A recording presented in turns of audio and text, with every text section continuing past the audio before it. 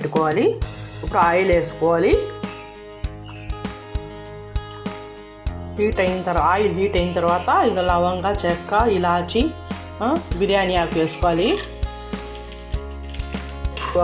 ఉల్లిపాయ ముక్కలు యాడ్ చేసుకోవాలి. పచ్చిమిర్చి ముక్కలు యాడ్ వేసుకోవాలండి. మీడియం ఫ్లేమ్లో పెట్టుకొని మొత్తం ఫ్రై చేసుకోవాలి. అంటే ఉల్లిపాయలు మగ్గనివ్వాలి. మగ్గిన తర్వాత దాకా లో ఫ్లేమ్లో పెట్టుకోండి. వేగిన తర్వాత ఇప్పుడు ఒక స్పూన్ వేసుకోవాలి. ఫ్రై చేసుకోవాలి. కోకోనట్ పేస్ట్ వేసుకోవాలి. ఇలా ఫ్రై చేసుకోవాలి. ఇలా ఫ్రై అయిన తర్వాత కడిగి పెట్టుకున్న మటన్ని యాడ్ చేసుకోవాలి. యాడ్ చేసిన తర్వాత ఒక స్పూన్ ధనియాల పొడి, గరం మసాలా, పసుపు, కారం.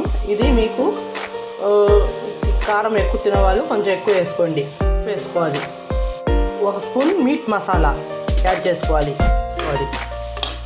ఒక గ్లాస్ వాటర్ యాడ్ చేసుకొని మటన్ని ఉడికించుకోవాలి. అంటే 5-6 విజిల్స్ రావాలి. 5-6 విజిల్స్ రావాలండి. ఉడికిందండి మటన్ కర్రీ. చూసారుగా కొంచెం షేర్వా ఉండాలి. మరీ పొడిగా ఎందుకు, ఇలా షేర్వా ఉంటే లాస్ట్లో కొత్తిమీరని యాడ్ చేసుకొని 1 నిమిషం ఉంచి తర్వాత స్టవ్ ఆఫ్ చేసి సర్వ్ చేసుకోండి.